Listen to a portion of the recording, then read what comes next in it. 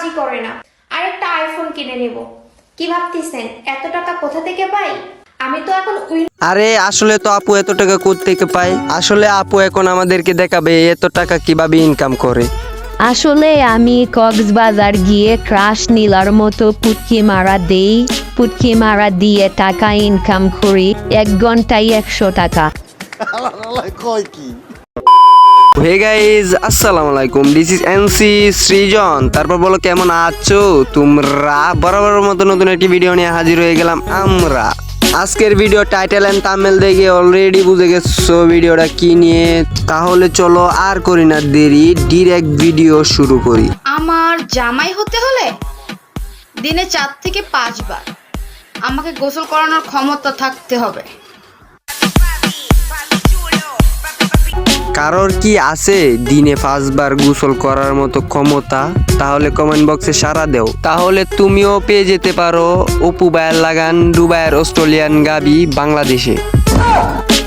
আর যদি তোমার দিনে 3 থেকে 4 বার গোসল করার অভিজ্ঞতা না থাকে, যদি তোমার কাছে লাগাইবার ক্ষমতা থাকে, তাহলেও তুমি পেয়ে যেতে পারো দুবাইয়ের অস্ট্রেলিয়ান গাবি বাংলাদেশে। পরিশ্রম হয়তো চেহারা খারাপ করে দিবে, কিন্তু ভবিষ্যৎ না। হ্যাঁ, আপু একদম ঠিক কথা বলছে। আপু আজকে পরিশ্রম করতে পারছে দেখে আপুরটা আজকে এত বড় করতে পারছে। আই মিন ভবিষ্যৎ, আমি ভবিষ্যৎ বড় হওয়ার কথা বলছি। কিন্তু আপু ভবিষ্যৎ বড় হইতে গিয়ে আপনার এটা কি বড় হয়ে গেছে? এখন দেখি আপুর কপি ভার্সনও বাইর হয়ে গেছে।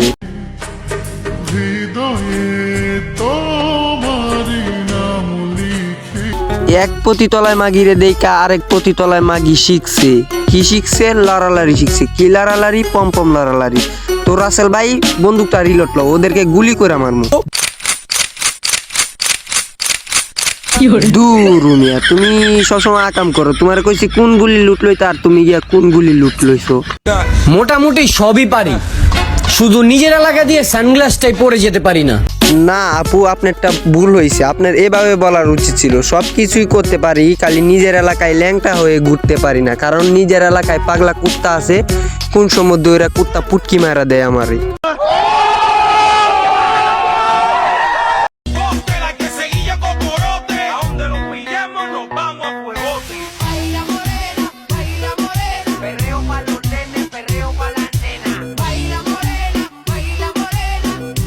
এই চুতমারানির লয়ে কিছু বলার নাই। এই চুতমারানি যদি আমার কথাতে ভালো হয়ে যেত, তাহলে আজকের দিনে নিজেকে প্রতিবাদী রোস্টার ভাবতাম, এখন নিজেকে পুটকিবাদী রোস্টার ভাবি।